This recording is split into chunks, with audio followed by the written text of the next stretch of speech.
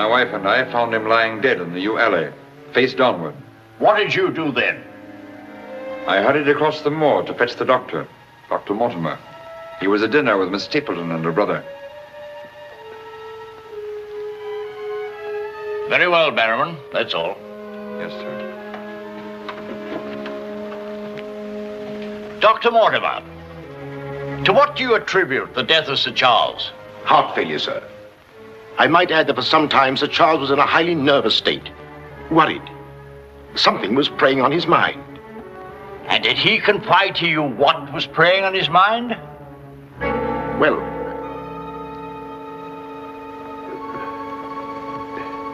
no. Well, then what about those footprints, Mortimer? As though Sir Charles had been tiptoeing back towards the house. I examined them myself, and as a man of science, So did I, Mr. Stapleton. More likely Sir Charles was running. Running? Running from what? If you please, gentlemen, one at a time. Why don't you tell the truth, all of you? Tell all you know. Silence, Mr. Franklin. You've already testified you were not there and know nothing whatever of this matter. Nevertheless, I insist he was murdered. Murdered, I tell you. That will do, sir, that will do. There were no marks on the body of any kind, Dr. Mortimer? None. Then, as his physician, what would you say was the cause of Sir Charles's death? Most emphatically a heart failure, sir. Such, then, gentlemen, is the verdict of this coroner's court. Call it what you like. Sir Charles was murdered. There's more than one person in this room knows I speak the truth.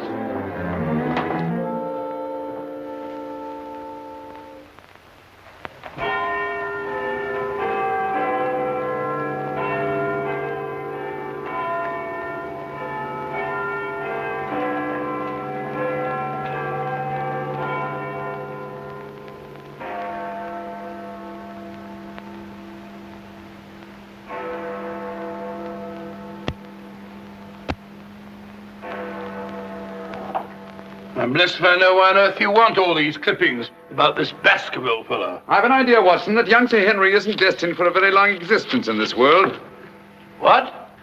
My conjecture is that he'll be murdered. Murdered? It'll be very interesting to see if my deductions are accurate. Oh, Mr. Holmes, while you were out, a gentleman called to see you and left this. He asked you to give it to me? Oh, no, sir. He just left it by mistake, I imagine. Uh-huh. Dr. Mortimer? He didn't leave his name, sir. No, it's here on the stick, Mrs. Hudson. Oh, is it? I didn't notice. Do you know any Dr. Mortimer, Watson? Huh? What did he want? He didn't say, sir. What do you make of it, Watson? Why should I make anything of it? The fellow came to see you. Ah, but what kind of a fellow? Let me hear you reconstruct him from his walking stick by our usual method of elementary observation. Well, I should say that Dr. Mortimer is a successful man, well esteemed. Good. Excellent. I should say that he does a great deal of his visiting on foot, because the iron ferrule is worn down. Perfectly sound. Let's have a look at this inscription. From his friends of the CCH. CCH. I should say that's the something or other hunt.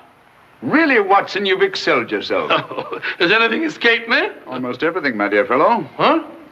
A present to a doctor, I'd say, is more likely to come from a hospital than a hunt. And when the letters CC are placed before the hospital, the name Charing Cross Hospital rather obviously presents itself. Oh, you may be right. Furthermore, I'd say that Dr. Mortimer had a small practice in the country and was the owner of a dog. How can you tell that? Quite simple. From the teeth marks. Look, you can see for yourself. A rather large dog, I'd say. And unless I'm mistaken, Dr. Mortimer will call on us again in a few moments. Rubbish, Holmes. Rubbish.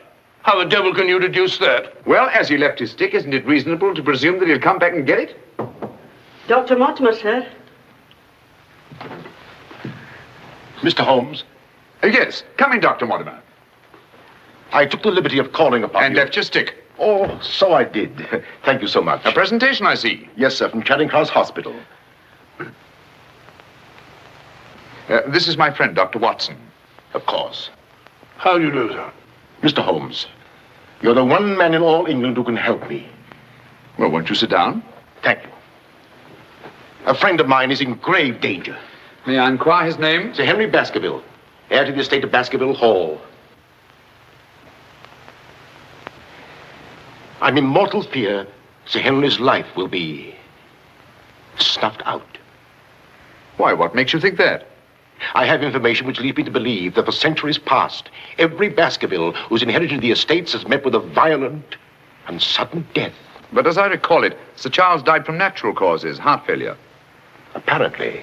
And that was the verdict of the coroner, in which I, as Sir Charles' physician, concurred. But there was one point which I kept back from the police, from everybody. Yes? About 50 yards from where Sir Charles fell dead were footprints. A man's or a woman's? Mr. Holmes, they were the footprints of a gigantic hound. A hound? Well, why didn't you report it? Not a soul would have believed it. During the night it rained, and in the morning the marks were completely obliterated, but I saw them as clearly as I see you. And then, a few days ago, as one of the executors of the estate, I found this old document.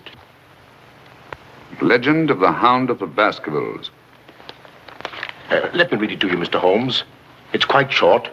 I won't bore you, I promise. Yes, please, go on. In the time of the Great Rebellion, about 1650, Baskerville Manor was held by Hugo of that name, a profane and godless man. One Michaelmas, this Hugo stole down upon a neighboring farm and carried off the daughter of the house. He locked her in an upper chamber, and while Hugo and his friends were carousing, as was their nightly custom...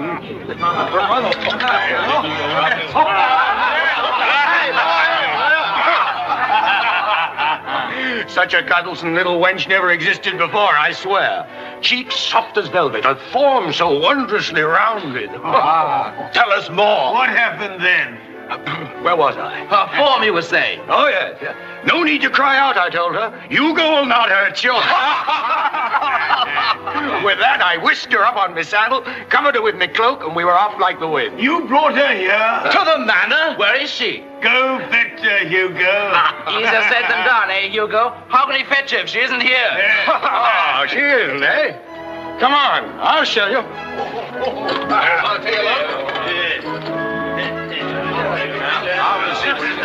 There you go. Good, Hugo. She's really in here? Yeah. May we come in, my sweet? These drunken sots would give Hugo the... There is no girl. Gone! Gone! Out of my way! What ails him? Hugo, devil, what did it, huh? Yes, Sir Hugo. What's wrong, sir? She's gone, the wench. Well, don't stand there gaping. Go bring my mare. What's wrong? I've never seen him in such a rage. Where's he gone? Let's follow him. Let's go, Roderick. Farewell. Come on, Matthew. Hold the stirrup, you blockhead. I'll give my soul to the devil for that wench. Did you hear how he pledged his soul to the devil for that wench? Well, may he find her and wed her, then the devil will have his soul. Come on, Matthew. On and on they rode, until suddenly they came upon the body of the girl.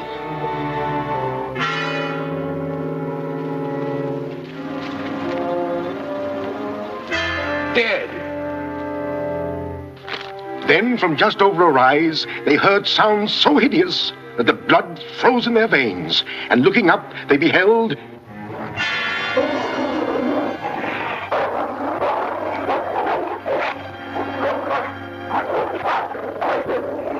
Before we could get at him, Sir Hugo was dead. His body literally torn to shreds. Such is the history of the hound that has cursed the Baskerville family ever since.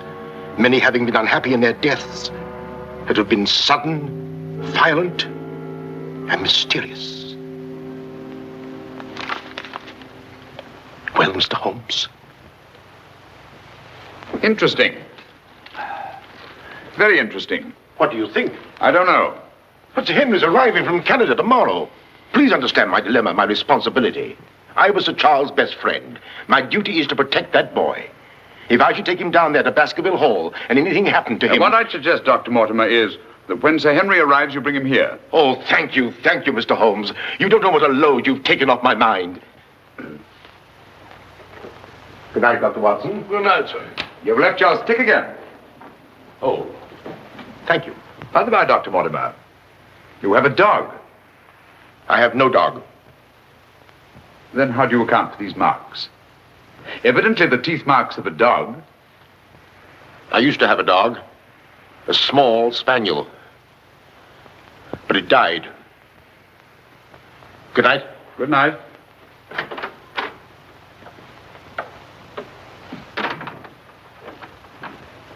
Well, Holmes, what do you make of it? Do you think there's anything in it? Good heavens, you're not going to start scratching on that infernal thing, are you? Dear old Watson.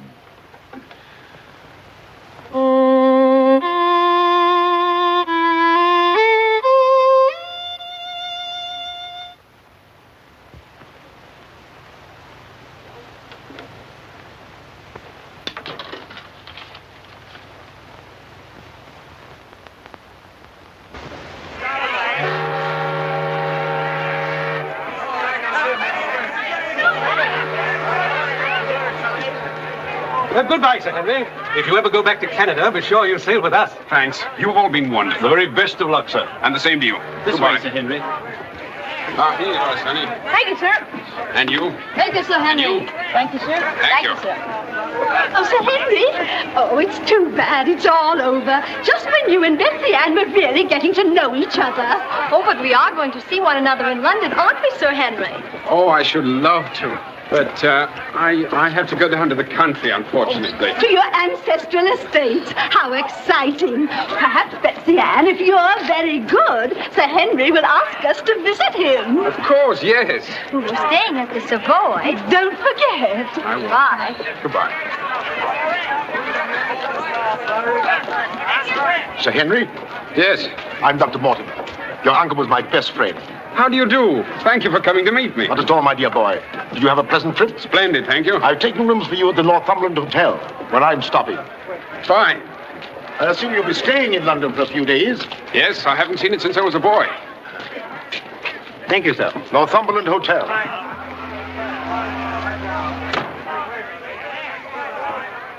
Sir Charles's death was a great personal loss to me. I was more than his doctor. What's this?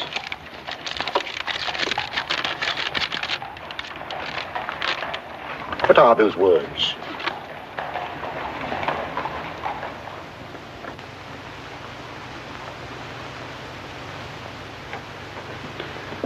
Do you mind, Sir Henry? No, not at all. What do you make of it, Mr. Holmes? Why do you think that last word is printed in ink? Oh, that's simple enough. The words have been snipped from the London Times. That's evident from the typography. But the word moor is an unusual word. Your correspondent evidently couldn't find it in the newspaper. You'll admit, Dr. Mortimer, there's nothing supernatural about this. Supernatural? Tell me, Sir Henry, has anything else unusual happened to you today since your arrival in London? I can't think of anything. Unless you'd say that losing one of your boots is unusual. You lost one of your boots? Yes, and brand new ones, too. Never had them on. I put them outside the door to be cleaned, and when I went to fetch them, there was only one there. Brand new boots, and you put them out to be cleaned? They were tan ones, Dr. Watson. It prevents them from scratching to have them polished first. Now, will you please tell me what this is all about? Dr. Mortimer bringing me here to see you. This letter. It's about you, Sir Henry. Your inheritance in Baskerville Hall. And Dr. Mortimer thinks that it might not be safe for you to go down there. Safe? On account of a hound.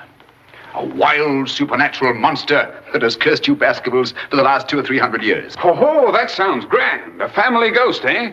Why didn't you tell me about this before, Dr. Mortimer? Well, Mr. Holmes suggested... He's going to tell you about it now, Sir Henry. Take him back to the hotel, Dr. Mortimer. Show him that old document. Tell him everything, the whole business.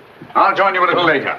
Come on, we'll stroll back. You can tell me on the way. This is not something to joke about, Sir Henry. Believe me. See you presently. Good night. What's up? Shh. Come on, Watson. What's up now? Where are we going? You'll see soon enough. We've not a moment to lose.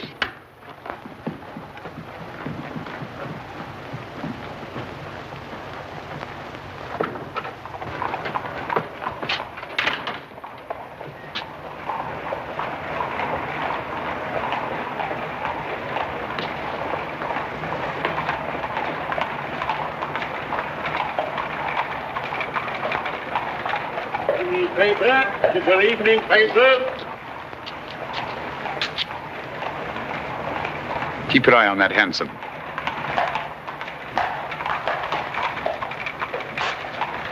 This letter dates back to about 1650.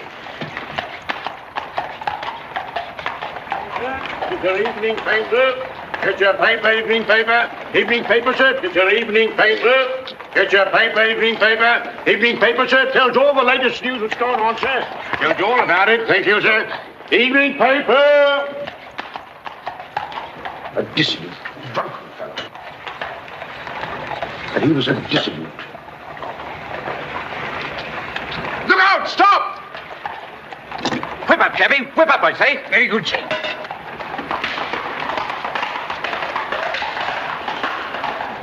Who was it? I don't know, but it's just as I expected. Hadn't we better hurry on and warn them? No. They're not in any danger now. Here's the number of that hansom. Find out from Scotland Yard who the cabby is, and if you can, fetch him along to the hotel. I'll do my best.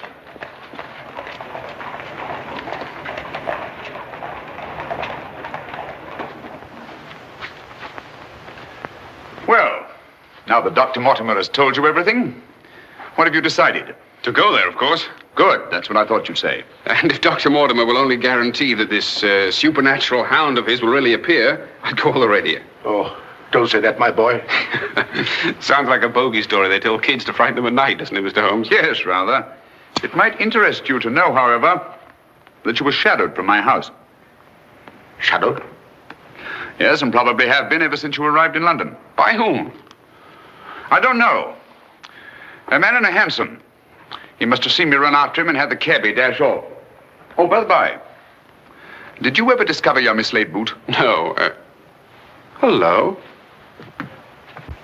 Well, the brown one's here, but one of the black ones is gone. I'll ring for the chambermaid. Perhaps she can explain. Yes, do.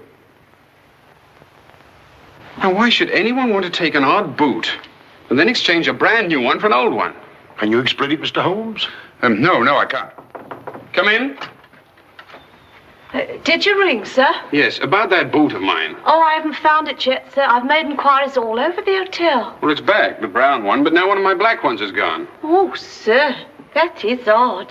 Who else except yourself has access to this apartment? Only the housekeeper, sir, and she wouldn't do a thing like that. No, of course not. I'm terribly sorry, sir. I'll do my best to find your boot. All right, thanks. Oh. Good evening, gentlemen. Good evening, Dr. Watson. I've got him. Come on in, Clayton. Come this way. This is John Clayton, number 2704. How do you do? How do you do, Clayton? Won't you sit down? Won't keep you long. It's good of you to come. Thank you, sir. Now, Clayton, I wish you'd tell us who your fare was that watched a certain house on Baker Street this evening and later followed these two gentlemen. Well, I'm glad that you know as much as I do, sir. Well, not quite as much, I hope. The gent said as how he was a detective, sir. Oh, he did? Yes, sir. Mm-hmm. How would you describe this gentleman, Clayton? Well, I suppose about 35 years of age, sir. Mm-hmm. Dressed like a toff. Had a small black beard, sir. And the color of his eyes? I can't say, sir. I see. When did he tell you that he was a detective? At the station, sir. When he gave me the 2 guineas, what he'd promised me. Mm-hmm. Did he tell you his name? Yes, sir. What did he say it was? Sherlock Holmes, sir. What? Well, that's the name what he gave me, sir. Sherlock Holmes. Well, whoever it is at least has a sense of humor. Here, Clayton. Here's something for your trouble. Thank you, sir. Thank you kindly, sir. Is there anything else I can tell you, sir? Nothing at all, I think. All right, sir. Good day, sir. Good day. Good day, gentlemen.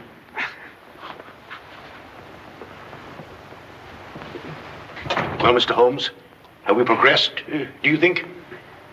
Perhaps. Tell me, Sir Henry, when were you planning to go down to Dartmoor?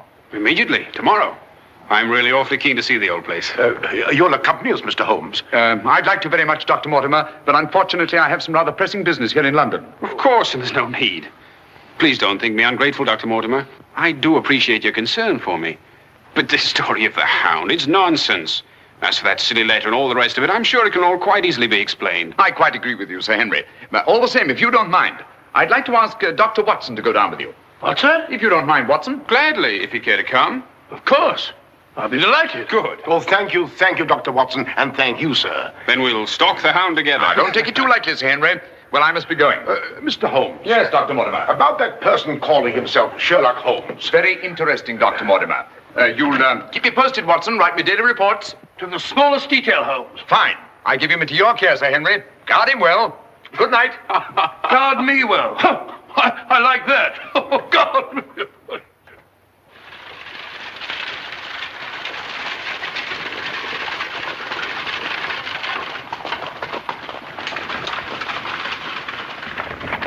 Here we are, Sir Henry, on famous Dartmoor. And what a history it has. You see those rocks over there? Actually, they're stone houses built by a Neolithic man 50 or 100,000 years ago. You don't suppose the Baskervilles go back that far? And over there, beyond that hill, those dark spots, that's the great Grimpen Mire, as treacherous a morass as exists anywhere. Thousands of lives have been sucked down into its bottomless depths. Cheerful little spot. Fascinating. Oh, it is, Sir Henry. And mysterious. No wonder the people about here have such odd beliefs. Some will tell you that nothing ever really dies upon the moor. And after a time, one gets to believe it. Really? You believe that? Of course not. If I believed all the legends about this place, I wouldn't live here. I wouldn't have the courage. And now, if you look, Baskerville Hall, the home of your ancestors, Sir Henry.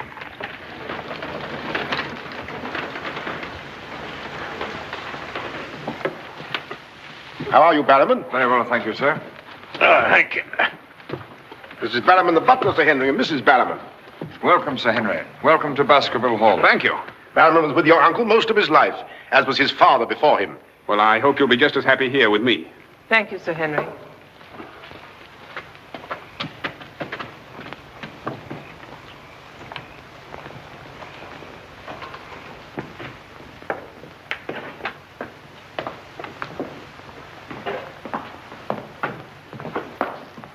Baskerville Hall. And just as it's always been, Sir Henry, your uncle did some modernizing upstairs, but down here nothing has been added or taken away since Sir Hugo's time. Well, I wouldn't say it's the most cheerful spot I've ever seen. I beg your pardon, sir. What time do you wish dinner served, sir? Early, I think. Dr. Mortimer has to drive home. Tell the coachman to have the carriage ready after dinner. I'll tell him, sir. Now, I suppose you'd like to freshen up. There's hot water in your room, sir. I'll show the way. Thank you.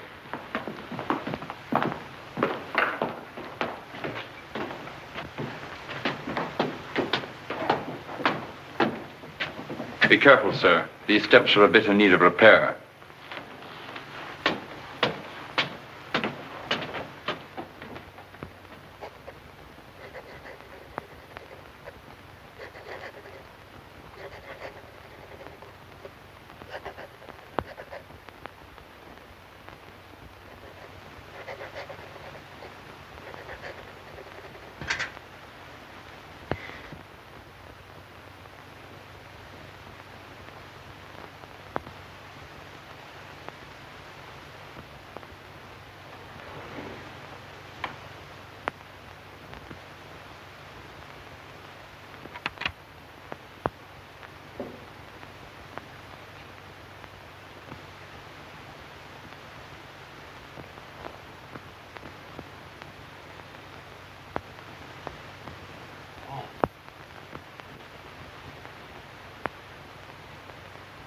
I didn't want to startle you.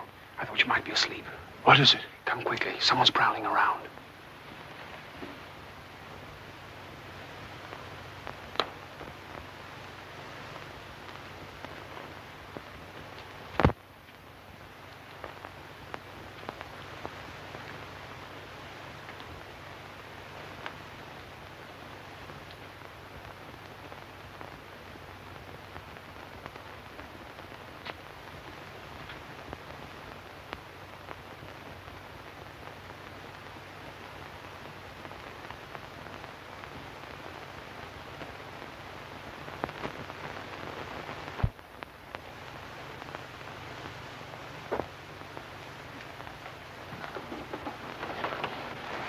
What are you doing, Barrowman? Oh, nothing, sir. It was the window. The window? Yes, sir. I was just seeing that it was fastened. What does it matter whether it's fastened or not? A window on the second floor. I go around every night seeing that they're fastened. Sir Charles always insisted upon it. Well, that sounds reasonable enough. Well, if it's properly fastened now, Barrowman, you can get back to bed. Yes, sir. Thank you.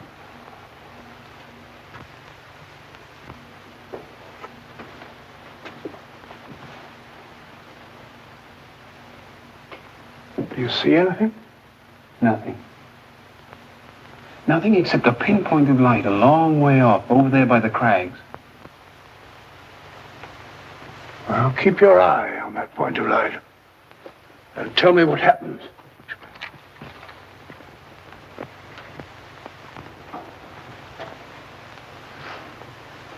Do you see anything now? It's gone now. There it is again. And there it goes.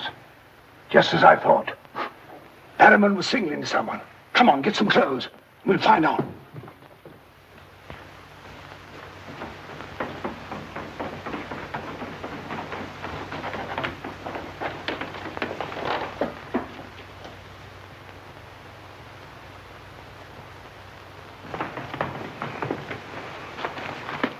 It's still there. Yes. But try not to lose sight of it.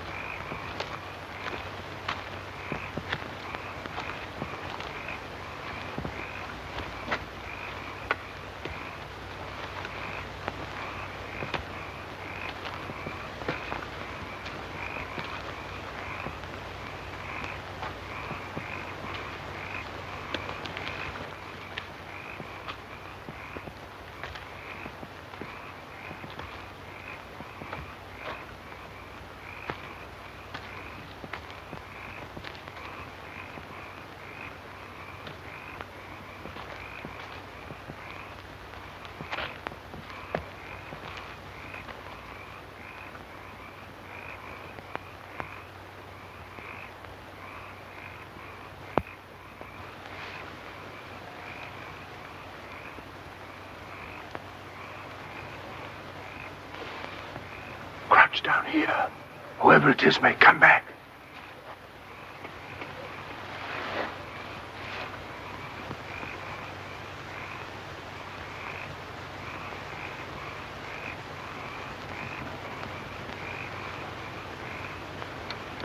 What about getting a little further away from that light?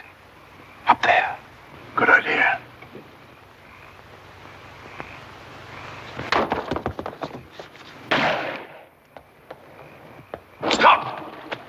Are you mad? Whoever it is knows his way among these rocks. We don't. Who the devil can it be? You were right about Barrowman. Yes, but what connection can there possibly be between that horrible creature and Barrowman? You know, I've half a mind to fire the fellow in the morning, then notify the police and let them shadow him. No, it's the last thing that Holmes would want us to do. Our job is to watch Barrowman. Watch him like a hawk. Come on, let's get back.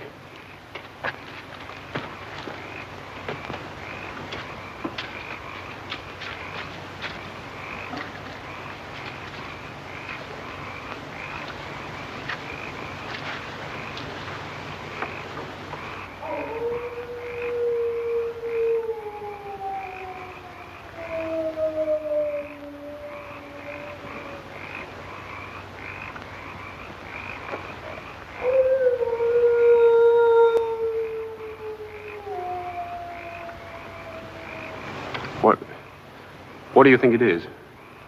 What did it sound like to you?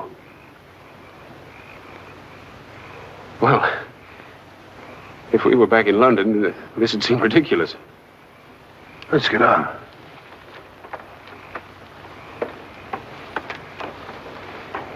Look here, Doctor. You don't believe that nonsense, do you? Of course not. No more than you do.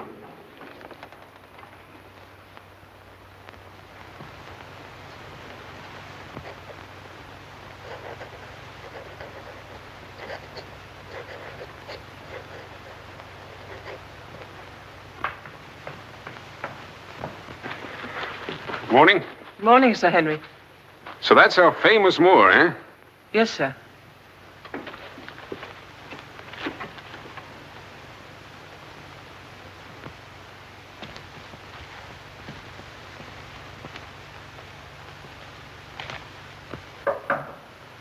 Come in. Oh, where's Sir Henry? He went out, sir. Where? Across the moor. Didn't I tell you to let me know immediately if Sir Henry ever ventured out there alone? I know, but I only just found out from my wife.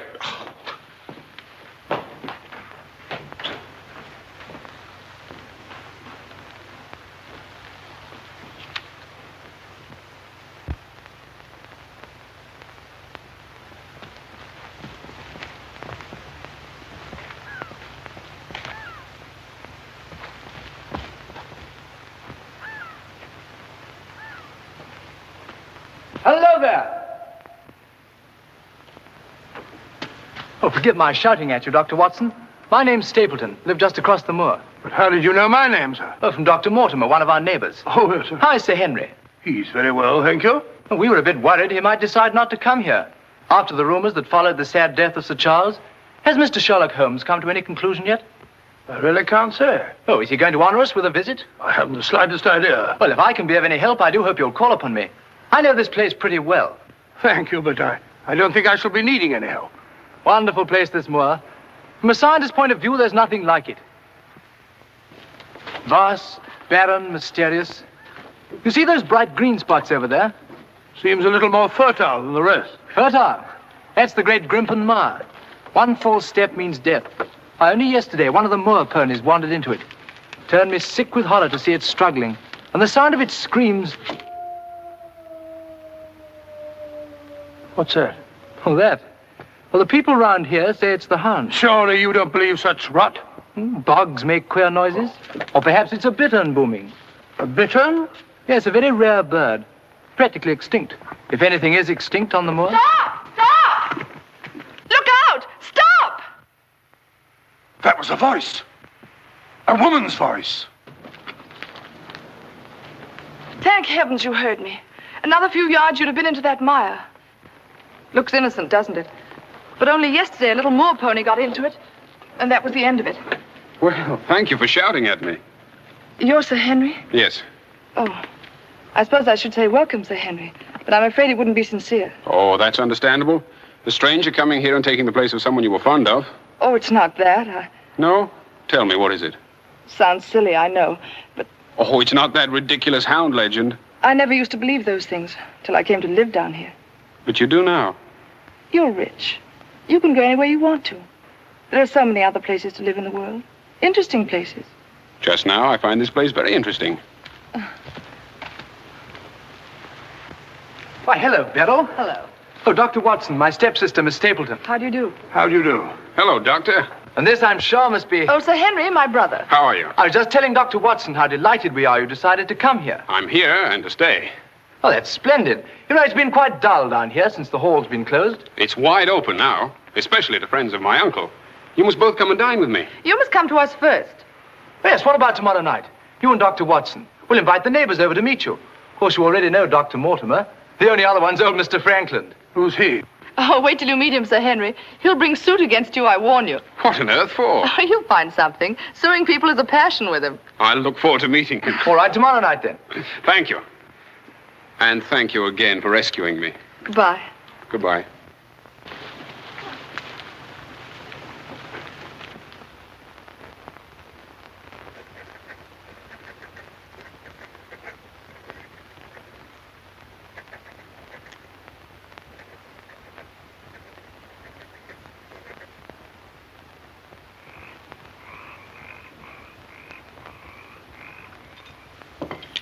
And were it not a personal insult to Sir Henry, I would never have come here this evening. Oh, but why, Mr. Franklin? As a stickler for convention.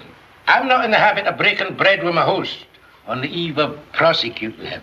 Great heavens, what crime have I committed now? A most gruesome one, Mr. Stapleton. That of body snatching. What? You're a body snatcher, sir. A ghoul, a despoiler of graves. Oh, come, Mr. Franklin.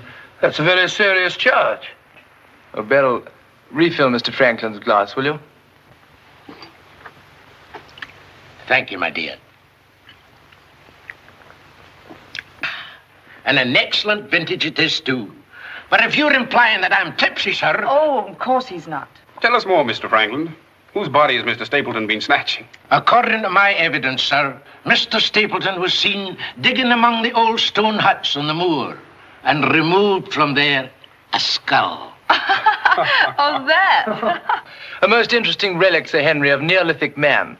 I'll show it to you after dinner. 50,000 years old if it's a day. Nonetheless, sir, you removed it from the grave without the consent of the next of kin. And according to British law, that constitutes body snatching. Deny that if you can. But what good will it do you to prosecute Mr. Stapleton? None, sir. I have no interest in the matter. I act entirely from a sense of public duty. If you care to drop by my house someday and take a tipple of wine with me, I'll be glad to tell you a thing or two about everybody here. About him prowling the Grimpen Mire at nights and why he takes her with him. Oh, there's no secret about us.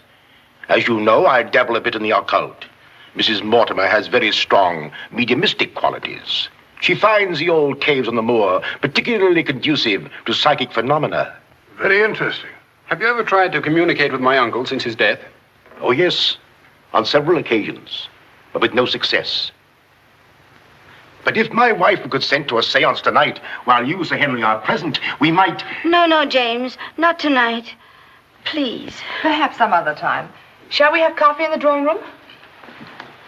Why, of course, Mrs. Mortimer. I wish I could persuade my wife. Don't you think? Yes, the list. Well, if you and Dr. Watson would care to see my little collection. Oh, yes, the skull. Yes, well, in here. I'd like you very much. Quite a museum. Oh, a very modest little collection. But this one really is quite a treasure. You'll observe its unusual cranial index. Gentlemen, my wife has consented. She's agreed to a seance. Splendid. Oh, fine. Please come at once.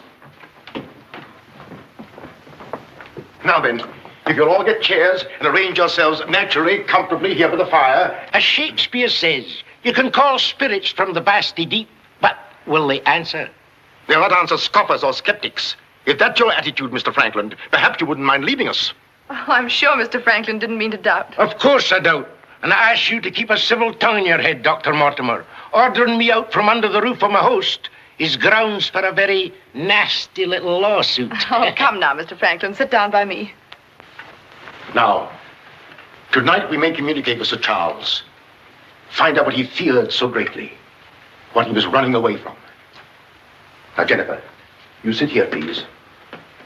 Sir Henry, here. Or would you please put out those lights? Certainly. Stapleton, that light, please.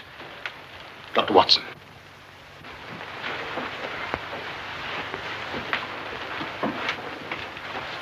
Now, if you all keep quiet and sit quite naturally. Sir Henry, your hand, please.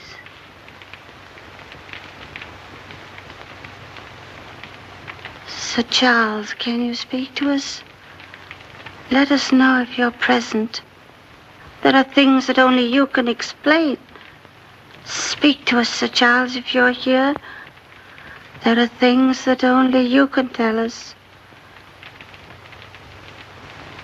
Sir Charles, can you speak to us? Let us know if you're present. There are things that only you can tell us. Speak to us, Sir Charles, if you're here. There are things that only you can explain. That sound. I've heard it before. It's nothing. Nothing but the wind. Or a bittern. I was telling Dr. Watson only yesterday about it.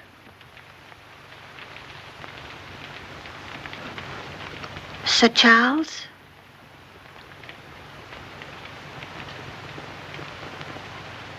What happened that night? What was it you feared? Tell us, Sir Charles, of all the weird, terrible things that have happened on the moor. Listen. There it is again. Oh, I can't stand it. Will somebody put on the lights, please? I tell you, it's nothing. Nothing but the wind.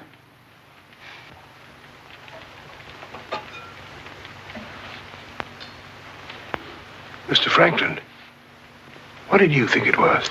The Hound, of course. The Hound of the Baskervilles. Any fool would know that. James, get my cape. Take me home. Very well, my dear. Dr. Watson, can I give you and Sir Henry a lift? No, thank you. We have our own carriage. You're trembling. That wasn't the wind we heard. I've heard that sound before, often. That's what I tried to tell you yesterday on the moor. That's why I wish you hadn't come here. But sounds can't hurt you. It doesn't matter what they are or where they come from. You don't know.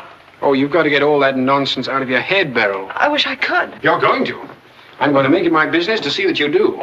You've been alone too much. There's nothing to do down here. That's the trouble.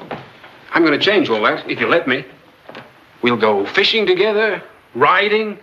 You like riding? Yes, I do. Good. We'll start tomorrow, shall we? Yes, thanks. Fine. I'll ride over for you in the morning. Are you coming, Sir Henry? Right, Doctor. Good night. Good night.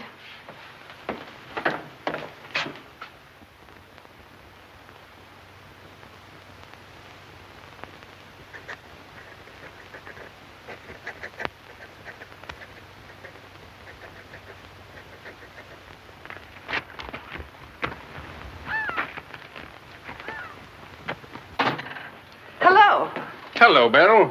Well, where shall we go today? There's one place we haven't been. High Tor. Fine. That's where all the old ruins are. You know, Jack says that they're over 50,000 years old. That sounds interesting. And you can still see the remains of their stone huts. All right, good.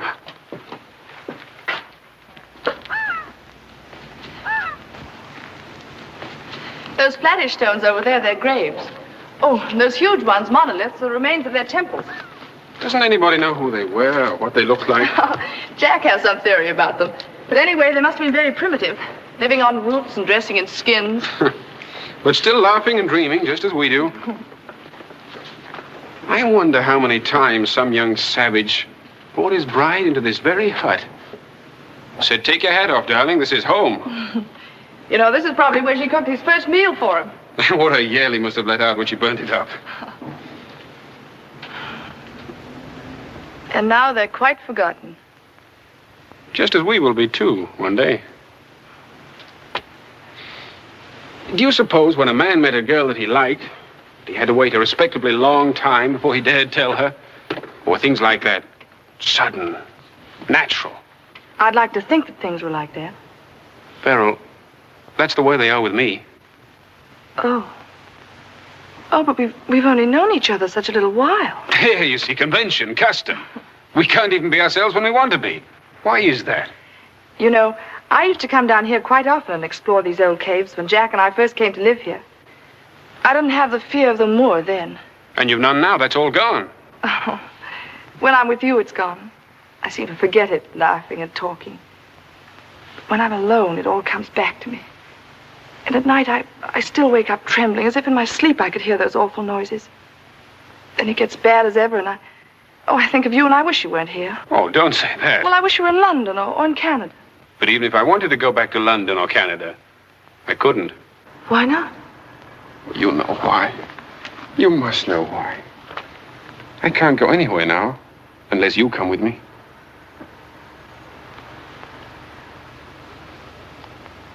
Oh, Henry.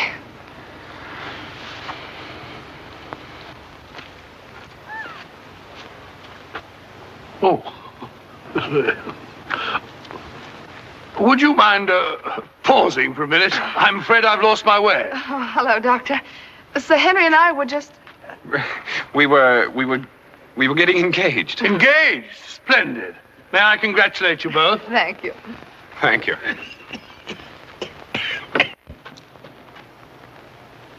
Who is that? It seems that we didn't pick a very secluded spot. What do you want?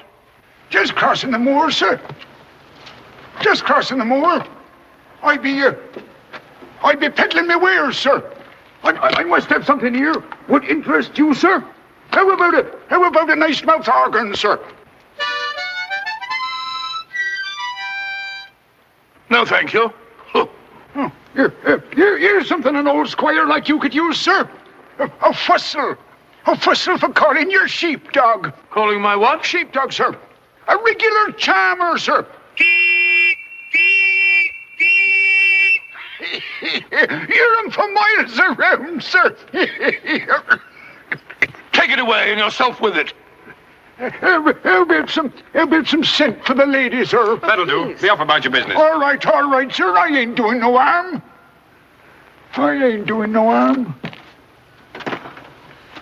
You know, that's what I hate about this moor. There's always something strange. Look, he's limping on the other foot now.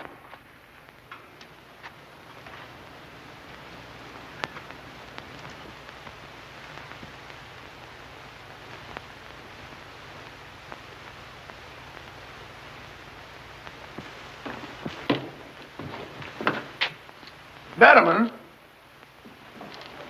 Yes, sir. Who delivered this note? No one, sir. I found it slipped under the front door. Thank you.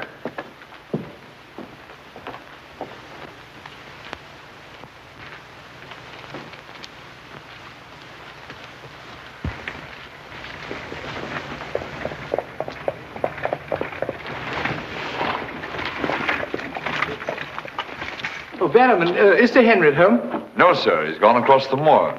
Oh, I'm sorry I missed him. Did Dr. Watson go with him? No, sir. Oh, thank you, Barrowman. I'll tell Sir Henry you called, sir. Yes, do.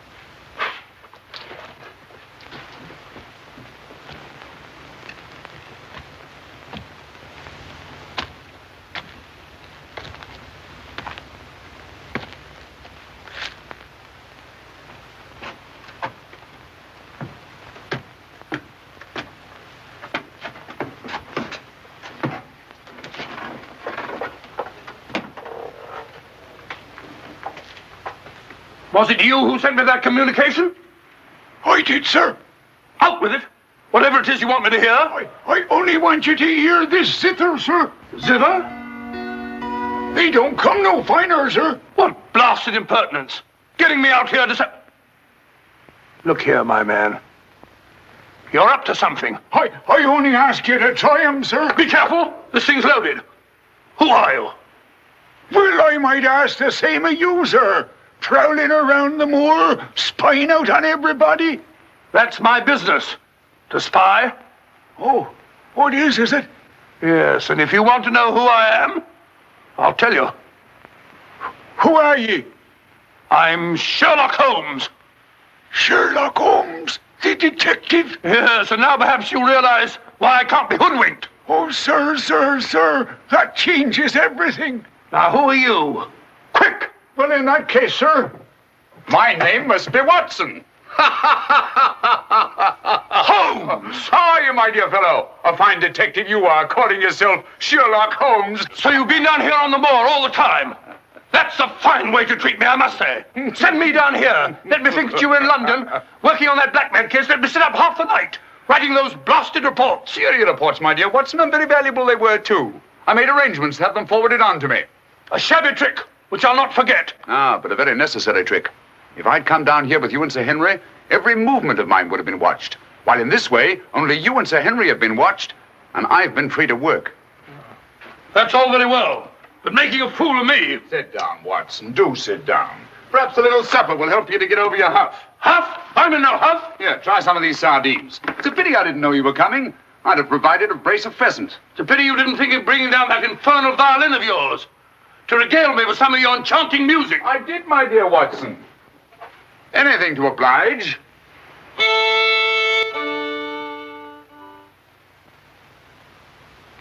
Well, if you've had enough to eat, Watson, and you're feeling in better spirits, I think we'd better be getting along. Getting along where, if I'm not prying? I'm returning with you to Baskerville Hall. There are still some gaps to be filled in, but all in all, things are becoming a little clearer. Not to me, I assure you. Still a hopeless jumble. Mr. Franklin, Dr. Mortimer, the Barrowmans. Put it all together, and what have you got? Murder, my dear Watson. Refined, cold-blooded murder. Murder? There's no doubt about it in my mind. Or perhaps I should say in my imagination. For that's where crimes are conceived and where they're solved. In the imagination. But there's been no murder. Unless you mean Sir Charles. And the facts clearly indicated that he died from heart failure. That's why so many murders remain unsolved, Watson. People will stick to facts, even though they prove nothing. Now, if we go beyond facts, use our imagination as the criminal does. Imagine what might have happened and act upon it, as I've been trying to do in this case. We usually find ourselves justified. Then you know? Another day, two at the most, and I will know. My one fear is that the murderer will strike before we're ready. In that case... What's that? Where's it coming from? There. No. There. The hound. Come on, Watson, quick.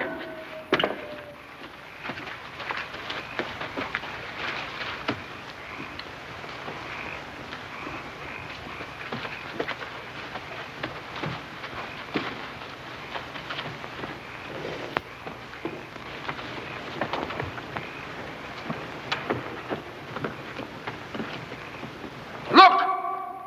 Sir Henry!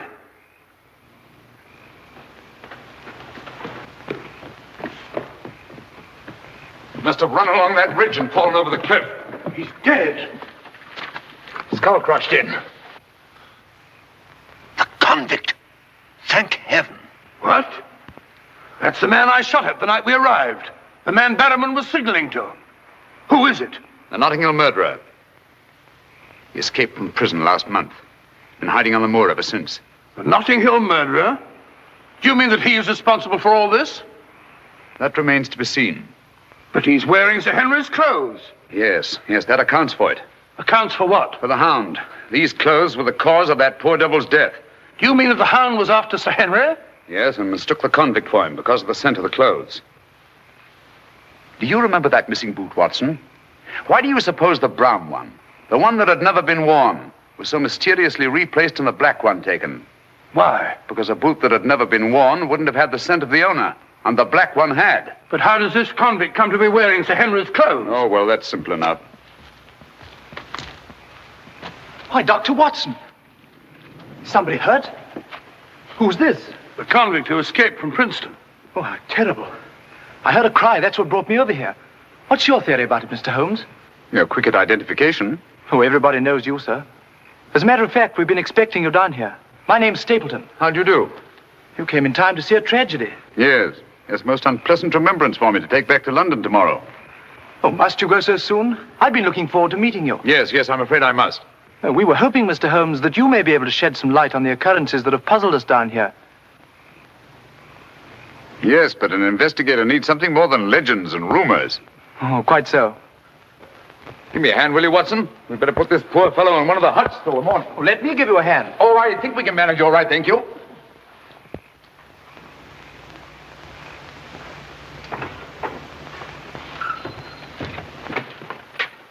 Where's Sir Henry Barrowman? In the library, sir. Now, Barrowman, if your wife's still up, will you tell her Mr. Sherlock Holmes would like a word with her? Sherlock Holmes? Yes. Yes, sir. Thank you.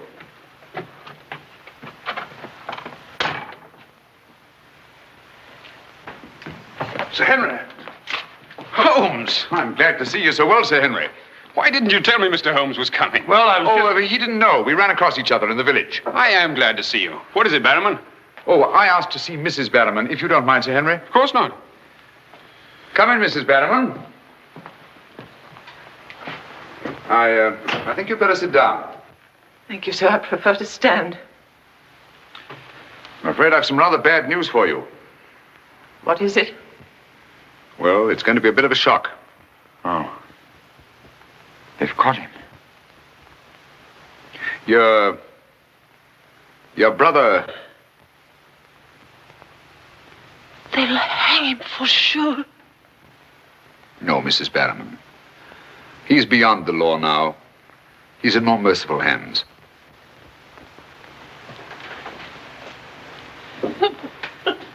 We came upon the poor fellow as we were crossing the moor. He must have missed his footing and fallen over the cliff. No further need, Barrowman, to signal to him from the window or take food out to him or give him Sir Henry's discarded clothes. Oh, Sir Henry. It was all my doing. Barrowman here wanted to tell you all along so as you could notify the police. But he was my kin, my old kin. Even though he wasn't never any good.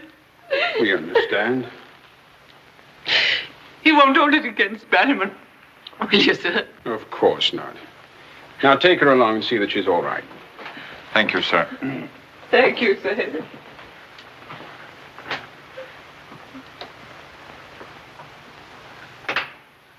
Well, it's nice to get that in cleared up, for their sake as well as mine. It clears up everything, I think, Sir Henry. That poor devil must have been completely demented. And that accounts for those dreadful noises that we've been hearing from time to time. Exactly. Your troubles are over, Sir Henry.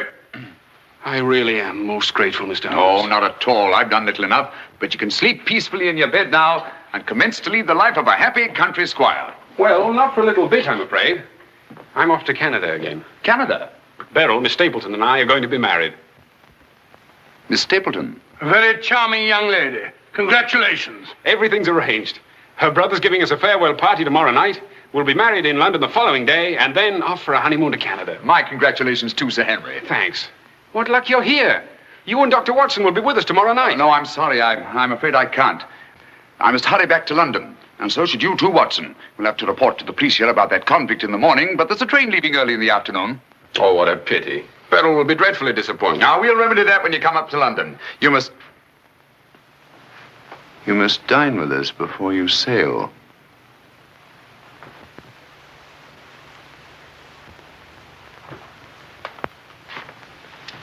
Well, there's the old boy himself, Sir Hugo. Hugo, the beast of the Baskervilles. Not a bad bit of brushwork. By Ransom, one of the minor painters. Oh, I don't imagine it's very valuable. I can't quite agree with you, Sir Henry. One day it might prove to be of the greatest value. Well, we must be going.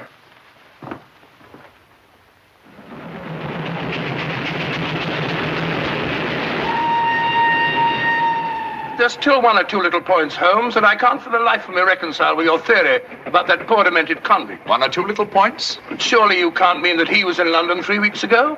Sent that letter? Stole that boot? Of course not. And who the devil did? The same person who was responsible for the death of that convict last night and will try again to murder Sir Henry tonight. Tonight? Unless my imagination has run away with itself, and I don't think that it has. Then why are we rushing up to London, leaving Sir Henry entirely unprotected? We're not, my dear Watson. We're just giving the impression of rushing up to London. In a minute and a half, we'll be in Oakhampton. There, we'll catch a train back to Dartmoor. If my surmise is correct, we'll nab our man in the act. But if you know who it is, why all this roundabout rigmarole? Why don't you have him arrested? Because I've no case. Not a shred of evidence that would hold in any court. The only way is to catch him red-handed, to catch him in such a way that there's no escape, no alibi. That means gambling with Sir Henry's life. But you can't Gambling to save his life. But we've got to take that chance. Otherwise, the shadow of sudden death will be forever hanging over his head, and sooner or later... Here we are, Oakhampton. And may you both spend the rest of your years together in happy contentment. Here. Thank you. Thank you. And now I want to thank you all for the kindness that you've shown a stranger. And when Beryl and I return, I want you to know that you'll always be welcome at Baskerville Hall. Thank you. Thank you, Sir Henry. It's going to be lonely for you, Mr. Stapleton, with Beryl gone. Yes, indeed it will, Mrs. Mortimer. I shall be more dependent than ever upon you, my neighbors. Don't count upon me, sir. In my opinion, you're a body snatcher. And until the courts have decreed otherwise, I want nothing whatsoever to do with you. Oh, Mr. Franklin.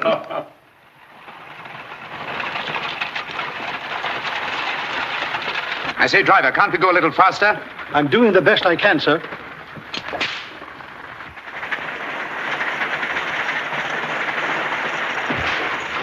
You idiot! We said go faster, not break our necks. How far is it to Baskerville Hall? It's 5 miles by road, sir, but if you want to cut over the moor, it's only about 3. Here you are. Come on, Watson, quick. Thank you, sir. It's been a wonderful evening, Stapleton. Well, glad you could be with us, Mortimer. Thanks. Take this brooch, my dear, and wear it on your wedding dress. It belonged to my great-grandmother. Something old, something new. You know. Oh, that's so sweet of you, Mrs. Mortimer. Thank you so much. And come back to us soon, both of you. We will. May I offer you a lift, my lad? It's such a beautiful night, Mr. Franklin. I think I'll walk, thank you. Merely a gesture of hospitality. Reject it if you like. Get up there. You're not going to cross the moor alone, Sir Henry. Why not? There's nothing to fear anymore. We can't be sure. Oh, but I have Mr. Sherlock Holmes' own word for it. Come along, James. Good night, Sir Henry. Good night, Mrs. Mortimer. And the best of luck to you both. Thank you.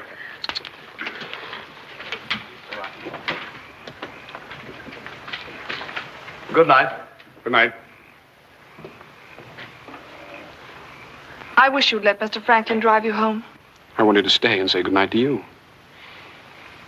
This is our last good night. From tomorrow on, there won't be any more. Ever. Tomorrow we'll be away from this place. I wish it were now. So do I. Oh, now, don't be silly. Good night, Beryl. Good night, dear.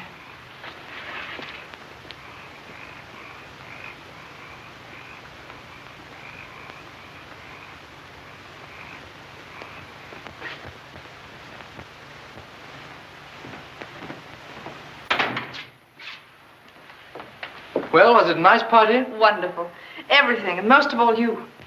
Jack, I haven't said very much about going away, but you know how I feel. Yes, of course. It had to be. Well, you won't be too dreadfully lonely, will you? Well, I shall have my work and... Henry and I'll be back before you even know it. Yes, of course you will. Well, you better go to bed now. You've got a big day ahead of you tomorrow. Good night, Jack. Good night, dear.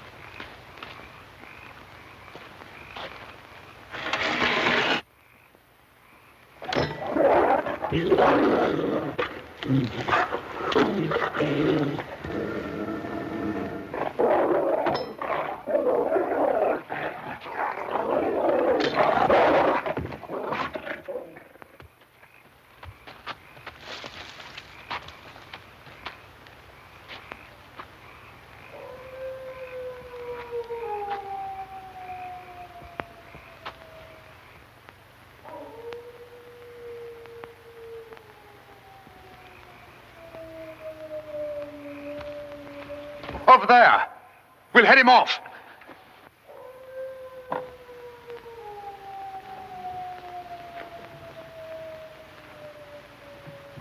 Jack! Where are you?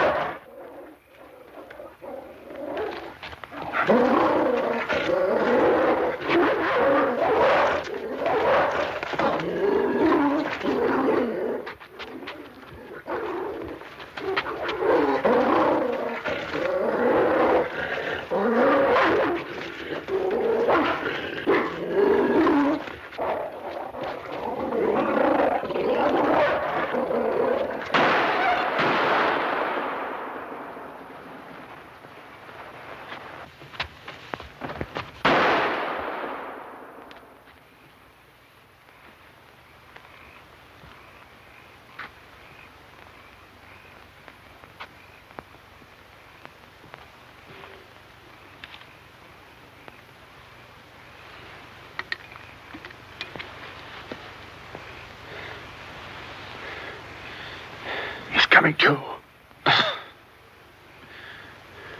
You'll be all right, old man. Watson. Yes, old chap. Mr. Holmes? Yes. What was it? We've got to get him home quickly.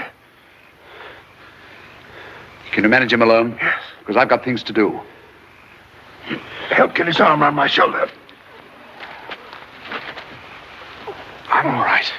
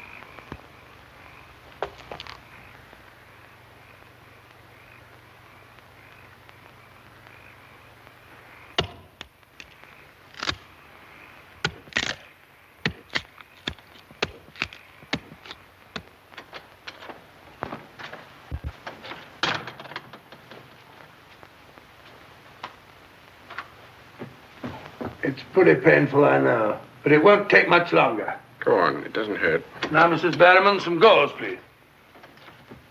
I just heard the dreadful news. Thank heavens you're safe. Is he all right? Well, now we know for certain that this is no legend, no myth. There really is a hound. Was a hound? Yes, Mr. Holmes told me. I ran into him across the moor. He asked me to send you to him at once. It's a matter of great importance. He said he'd wait for you at the spot where the beast was killed. I must finish here first. This poor boy's taken a terrific beating.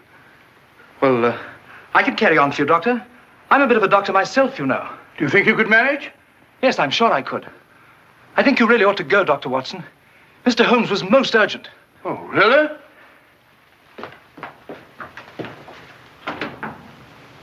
I shall need some hot water, Mrs. Barrowman. Oh, I want it boiling, please. Yes, sir.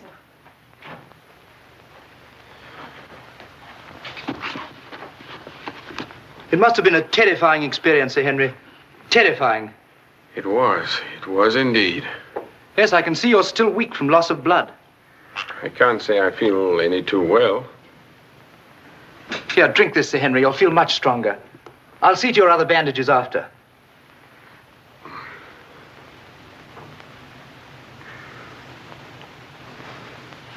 Oh, it may taste a little bitter, but don't mind that. Sir Henry! Well, feeling better? Yes, thanks. I say that's uncomfortably close to your eye, isn't it? Another one on this side? Huh? Oh, well. Oh, I'm terribly sorry. That was clumsy of me. It was only a bit of a tonic. Sir Henry's lost considerable blood. Yes? Henry! Henry! I'm all right, darling. Oh, no, you're not. We heard those dreadful noises on the way home. It's a mercy he's alive. I owe you an apology, Sir Henry, for jeopardizing your life. Jeopardizing? But you saved my life. But there was no possible way for me to foretell the fog. And I must apologize, too, for deceiving you last night. When I told you that your troubles were over, I knew that they weren't. But if I hadn't cleared out, the crisis which came tonight would have been indefinitely postponed, with the shadow of death hanging over you. And over you, too, Miss Stapleton. You knew this was going to happen? How could you know? The person who wanted to snuff out your life, Sir Henry, was the same one who plotted to kill your uncle. He wanted to get you both out of the way so that he could lay claim to this place, to the whole Baskerville estate. In tracing back his lineage, he discovered not only that he was the next of kin, but also learned of that old legend about the hound. So he brought the hound to life by the simple expedient of buying the most savage dog that he could find and hiding it here on the moor until he needed it. If he had succeeded tonight, the blame would have fallen on the legendary monster, and no possible suspicion would have been attached to him. A most ingenious device. And I'm quite sure that he would have had no difficulty in proving his claim to Baskerville Hall and all that goes with it. The most amazing instance of a throwback that I've ever seen.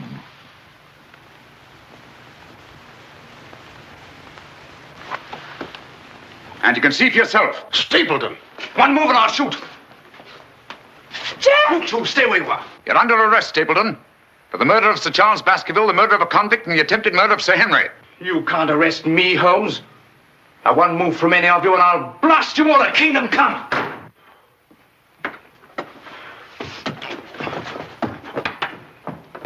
So sorry, old boy. What's the matter, old man? What's the matter? That's our man. Stapleton, the murderer? He won't get very far. I've posted constables on both the roads, and the only other way is across the Grimpen Mire.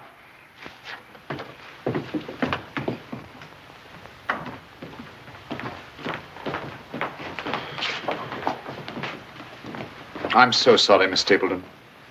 I wish I could have spared you this.